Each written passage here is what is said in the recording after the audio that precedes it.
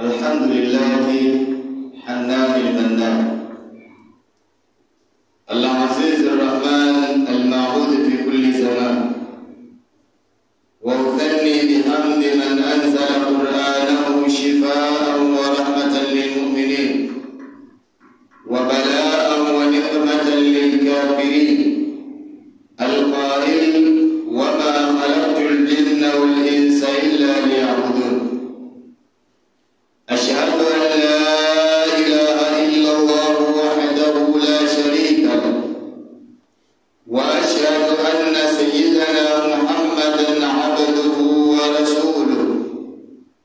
اللهم صل وسلم على سيدنا محمد طب القلوب ودوائها وعافية الأبدان وشفائها ونور الأبصار وضيائها وقوت الأرواح وغذائها، وعلى آله وصحبه أجمعين. أما بعد، فيا أيها المسلمون الكرام، أوصيكم وأوصي نفسي بتقوى الله تعالى، فقد فاز المتقون. يقول الله تبارك وتعالى في محكم تنزيله بعد أعوذ بالله من الشيطان الرجيم، بسم الله الرحمن الرحيم: ولا تقربوا مال اليتيم إلا بالتي هي أحسن حتى يبلغ الأشد وأوفوا بالعهد إن العهد كان مسؤولا. وقال أيضا: إن الذين يأكلون أموال اليتامى ظلما إنما يأكلون في بطونهم نارا وسيصلون سعيرا. ويقول أيضا: وابتلوا اليتامى حتى إذا بلغوا النكاح فإن آنستم منهم رشدا فادفعوا إليهم أموالهم ولا تأكلوها إسرافا وبدارا أن يكبروا، ومن كان غنيا فليستعفف ومن كان فقيرا فليأكل بالمعروف. الآية. إخوة الإيمان والإسلام،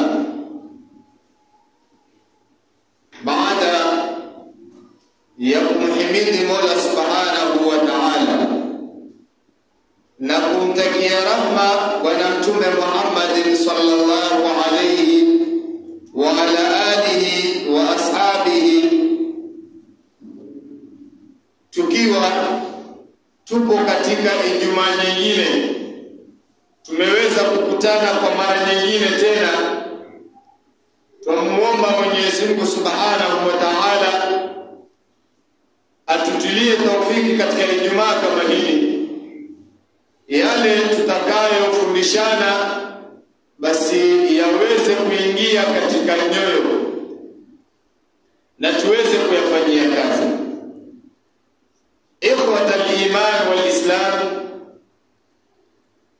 katika madhambi ambayo kwamba Uislamu sasa hivi tumeyakumbatia,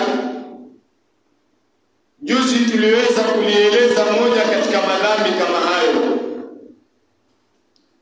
na miongoni mwa madhambi ambayo kwamba tumeyakumbatia wakati ambapo kwamba Bwana Mtume Muhammad sallallahu alayhi wa alihi wa sahbihi wasallam ameyataja madhambi kama hayo akisema: ijtanibu sab'u mubiqatin, jiepusheni na madhambi saba yenye kuangamiza. Almuhlikat, makosa saba ambayo kwamba hapana shaka mtu akiyafanya basi atakwenda kuangamia kwa sababu ya kuyafanya mambo kama hayo. Na Ijumaa iliyopita tuliweza kueleza moja katika makosa kama haya ambayo kwamba sisi twayafanya twayaona kwamba ni sawa, lakini kinyume chake sio sawa. Qur'ani imetufundisha vipi? Nalo ilikuwa miongoni mwa makosa saba, mwa madhambi makubwa saba ambayo yanamwangamiza mtu ni aklu riba. Tukalieleza kadri Mwenyezi Mungu alivyoweza kutuwafikia. Na leo tutaangalia kosa lingine katika madhambi haya saba, miongoni mwa madhambi makubwa. Mimi na wewe leo hii twaliona kwamba ni usahali. Mimi na wewe leo hii twaliona kwamba ni zuri. Mimi na wewe leo hii twaona kwamba halina uzito wote, halina chochote mbele ya Mwenyezi Mungu Subhanahu wa Ta'ala. Nalo ni dhambi gani? Aklu mali yatim. Ukirudi tuangalie jinsi gani Uislamu umechunga, umeuhifadhi mali yatim. Vipi Uislamu unavyochunga mali ya mayatima? Na mimi na wewe leo hii twaona kwamba si chochote kula. Leo utakuta mtu amefiliwa na ndugu yake, akabakisha watoto wake, na pengine ana na mali. Leo kama hii Muislamu ambaye kwamba yuaitwa Ali, yuaitwa Muhammad, yuaitwa Salim, na yeye ndiye alokabidhiwa watoto kama wale.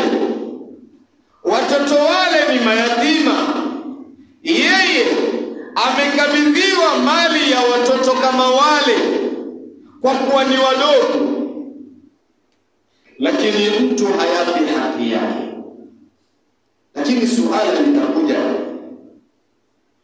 yatima ni mtu gani? Yatima ni mtu yupi? Wanavyuoni watuambia al-yatim, yatima ni mtu ambaye kwamba alikuwa na baba, kisha baba kama yule akafariki, na yuko tahta al-bulugh, hajafikia umri wa kubaligi. Hii ni kauli ya kwanza. Kisha kuna temko la pili linaitwa al-ajiyu.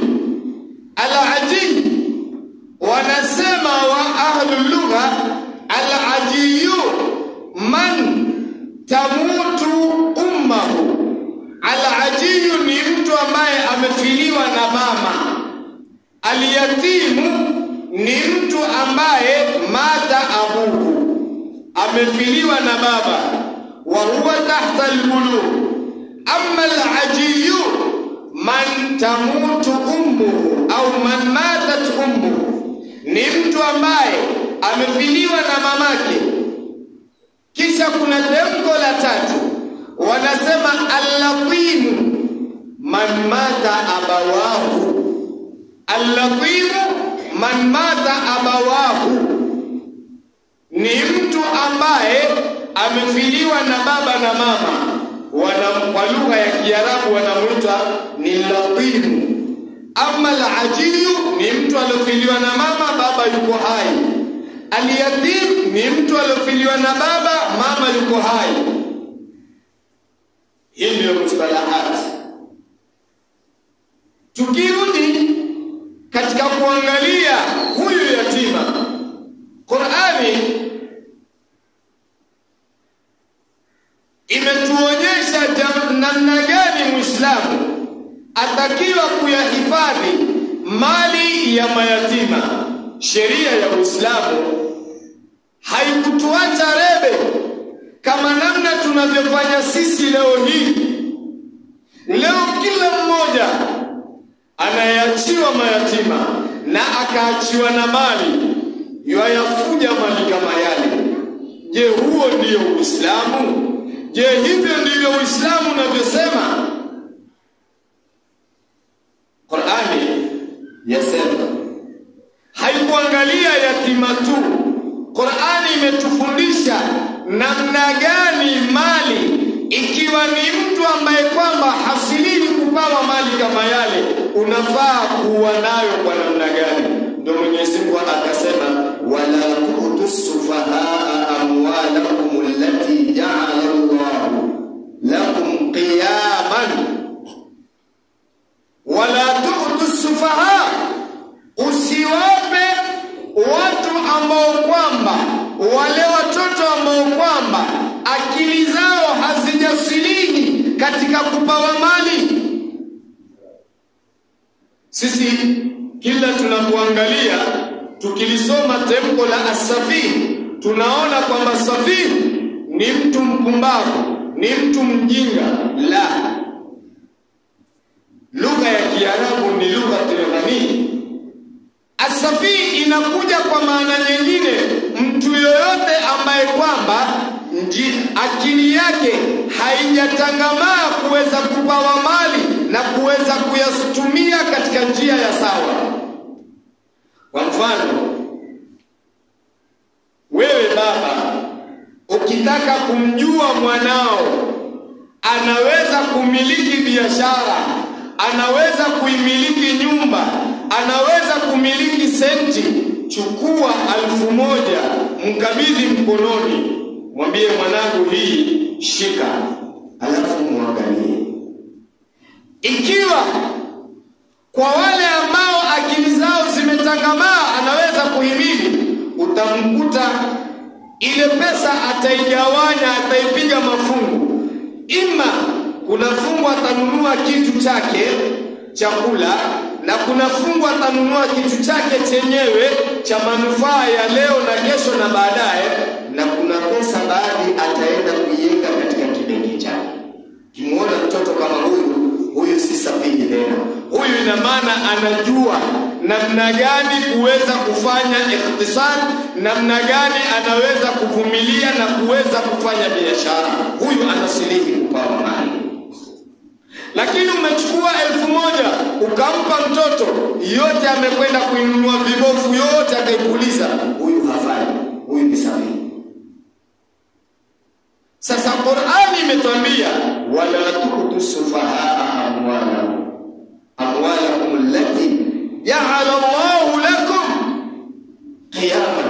Mwenyezi Mungu amewajalia kwamba nyinyi ndio wasimamizi wake hayo mali, na ndio wasimamizi wa watu kama hao. Al-yatim, lakini waksuhum fiha, mali yale waksuhum fiha, wavisheni kwa kupitia mali hayo. Bimaana ikiwezekana kuyafanyia biashara mali yale na kuyakuza, na huku wamtizama kwayo, basi fanya jambo kama hilo, ni bora. Warzuquhu, na muwape riziki kupitia mali hayo, qadra alhaja, qadra alistita', mpe kidogo. Lakini haitoshi, waqulu lahum qawlan ma'rufa, mwelezee kwa utaratibu. Imefika wakati anahitajia mali yake, mpe kwa utaratibu. Mwenyezi Mungu Subhanahu wa Ta'ala alipomaliza kuyaeleza maneno haya, mbele akaleta aya, akasema, wabtalul yatama hatta idha balagu nikaha. Sasa hapa Mwenyezi Mungu azungumza nasi, asema wabtalul yatama, wewe ulopawa hao mayatima, wewe ulopawa mali ya mayatima, wabtalul yatama ay ikhtabiruhum hatta idha balagu nikaha, wakiwa mmewalea wamefikia wakati ambao kwamba idha balagu nikaha, idha balagha ashuddahum, wamefikia, wameshakubalini, wamekuwa, sasa mwataka kuwapa mali yao, wabtalul yatama, wapeni mtihani katika mali kama yale. Huyu ni yatima, mali haya ni ya babake, mali yalikuwa ni 1,000,000, umeyafanyia biashara, haukuyafanyia biashara, wataka kumkabidhi, kwanza mpe mtihani, usiondoke na kumpa tu hivi hivi. Mpe kwanza mtihani, chukua 1000 umwangalie. Akiweza kuitumia na kubakisha kitu kwa ajili ya manufaa yake kesho na kesho kutwa, huyu anastahili kupawa mali yake. Lakini maal asafi shadid, ni sisi leo hii hatuwezi kulifanya hili. Badala ya kuyalea mali yale na kuwalea mayatima wale na kuwakabidhi mali yale, sisi ndio nambari 1 kuwadhulumu mayatima kama wale mali yao. Tunapozungumza haya ni mambo ya waqi'ia, ni mambo ambayo kwamba yapo, kila mmoja anayashuhudia biummi ainai, kila mmoja anayaona kwa macho yake. Haya si mambo ya kusingiziwa. Lakini umejiwekea nini mbele ya Mwenyezi Mungu Subhanahu wa Ta'ala? Madha a'dadta amama Allah, umejiandaa vipi wewe mbele ya Mwenyezi Mungu? Mungu asema mkiwa tayari kuwa mkishawalea wale wamefikia wakati wao, fa in anastum minhum rushdan. Angalia, Mwenyezi Mungu ameleta in shartiya, fa in anastum minhum rushdan. Ikiwa sasa mshawafanyia mtihani, mkawaona kwamba wanasilihi kupawa, wanasilihi, basi wapeni mali yao. Fadfa'u ilayhim amwalahum, sasa wapeni mali yao. Lakini Mwenyezi Mungu mbele anasemaje? Anasema kwamba ikiwa mwataka kuyatumia mali hayo, wala ta'kuluha israfan wa bidaran an yakbar. Hapa ndio mahali shahidi. Wala ta'kuluha, musiale mali ya mayatima israfan, kwa kuyala, kwa kupitiliza mipaka. Leo mtu atakuwa yeye ana mali, amebachiwa mayatima na mali kama yale baba yao amewaachia, yeye ana mali, hawezi kutumia mali yake kuwasimamia mayatima kama wale, hawezi kutumia mali yake kuwalea mayatima kama wale, bali atakachokifanya ni kuyatumia mali ya mayatima yake ayaweke, kisha arudi atumie mali ya mayatima kama wale kwa njia isiyofaa, kwa kuyafanyia israfu, kwa kuyatumia ovyo, israfan, na huku wabidaran, tena kwa kuyaharakisha kwamba ayakbaru, mimi nala haya mali, hawa mayatima wasije wakakuwa wakayataka mali yao. Inna lillahi wa inna ilayhi raji'un.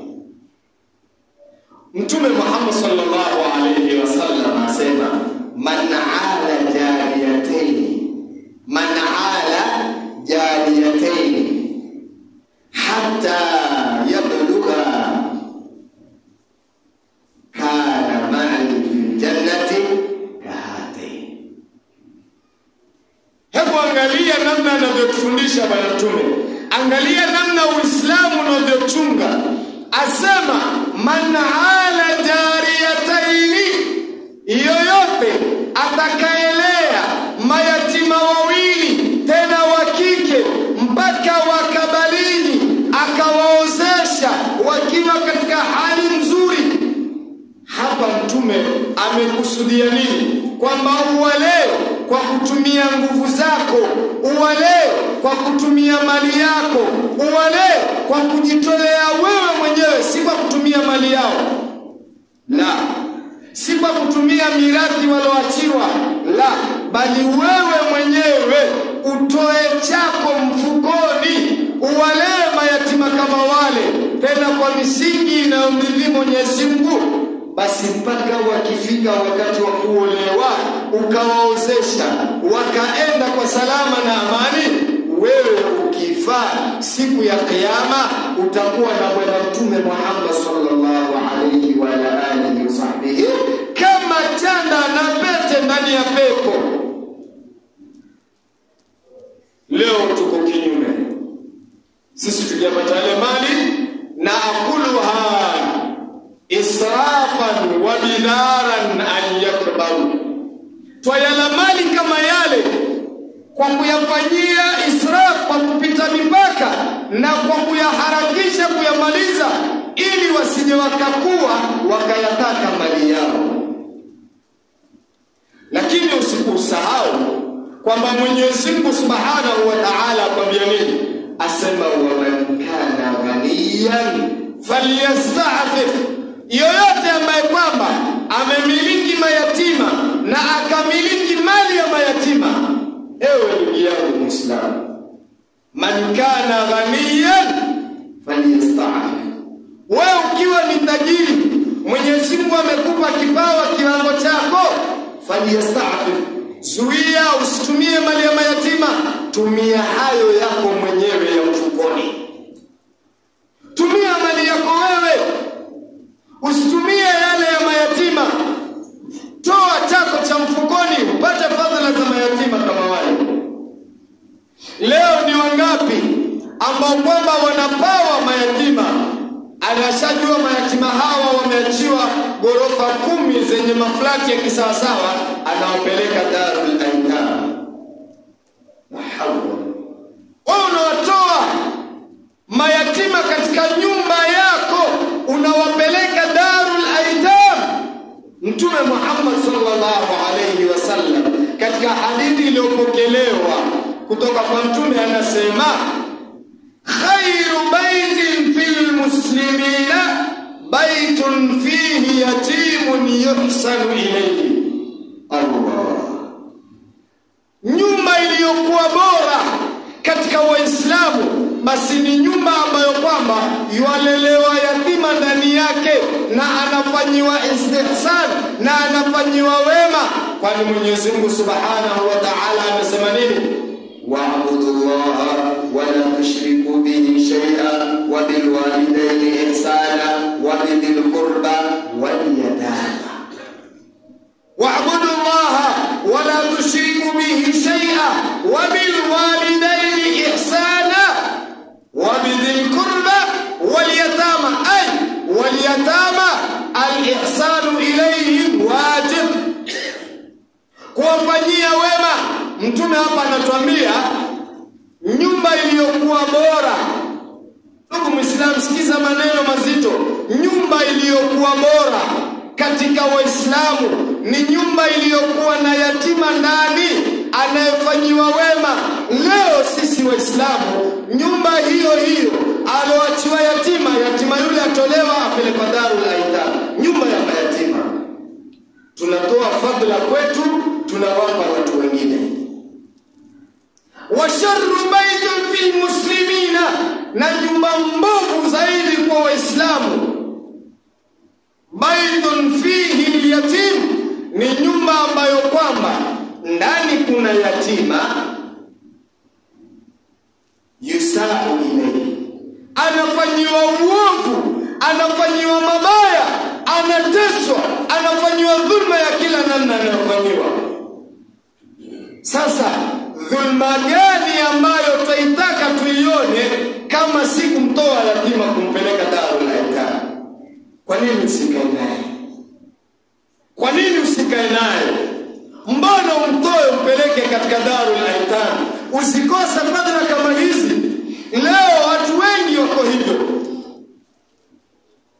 Kishafuiliwa tu, kishakufa baba yake, mtoto akishazika, achukuliwa mtoto yule, enda tafutiwa death certificate, abaadhilishiwa, kishamaliza apelekwa katika Darul Aitam.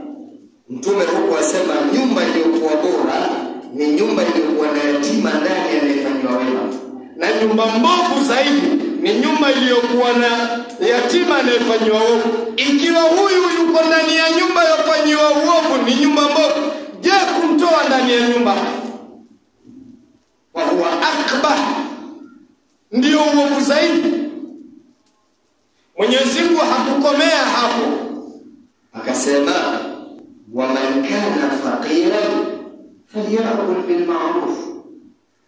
Ikiwa wewe ni fakiri, wahitajia, hauna na umekubali kuwalea mayatima, basi ile utakula mali yale yao utatumia kadara al-haja, kiasi cha matumizi, sio kufanya israfu kwa mali kama yale.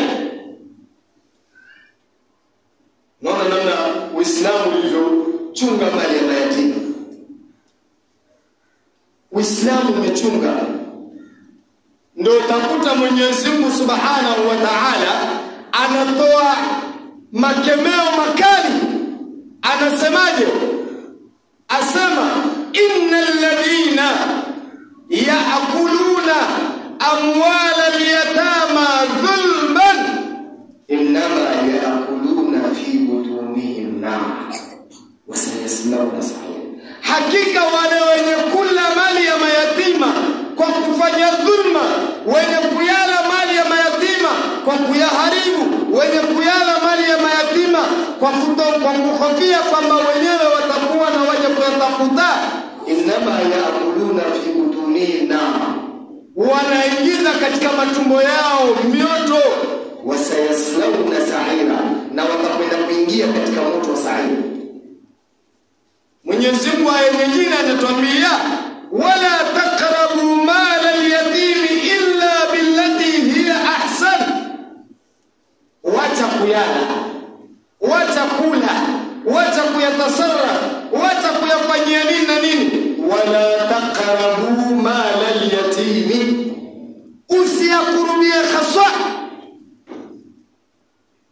Kula ni sahali, usikaribie katika benki ya mali ya mayatima, usikurubie katika mali ya mayatima, usikurubie illa billati hiya ahsan.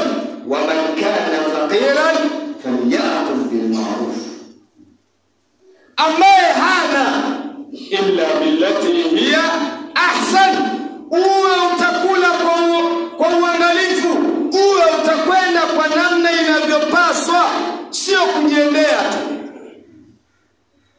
sio kujiendea. fa amma al-yatima fala taqhar. Angalia namna ilivyokuwa ni jambo zito.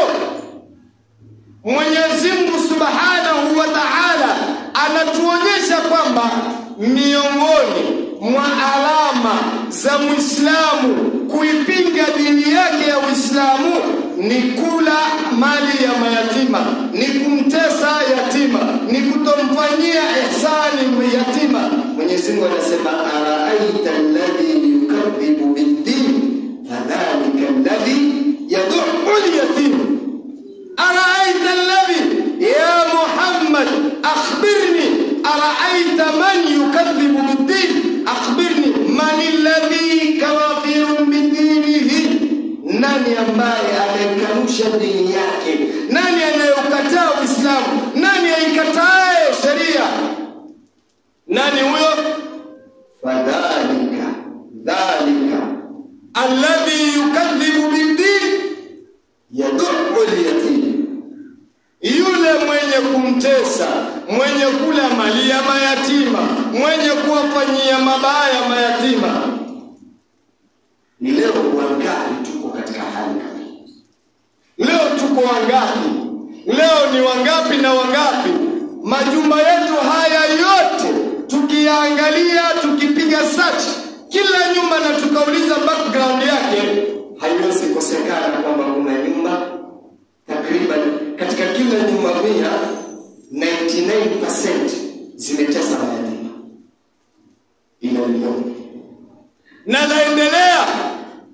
Wasia wangu Waislamu, wasia wangu ni kwetu sisi sote kama Waislamu, aliyekuwepo, anayesikiliza, sote kama Waislamu tuwachungeni mayatima, na mayatima tuwaleeni katika majumba yetu, tupate sharaf, tupate fadhila, tupate ubora alioweka Mwenyezi Mungu Subhanahu wa Ta'ala katika kafaratul yatim. Katika majumba tuwaleeni wale mayatima, tukaeni na wao kwa njia nzuri, tuwalee kwa mali yetu sisi, yale yao tuyahifadhi, wakikuwa tuwakabidhi, tusije tukayafanyia israfu na idhara. والله تبارك وتعالى يقول بقول يده المنتظر فإذا قرأت القرآن فاستعذ بالله من الشيطان الرجيم.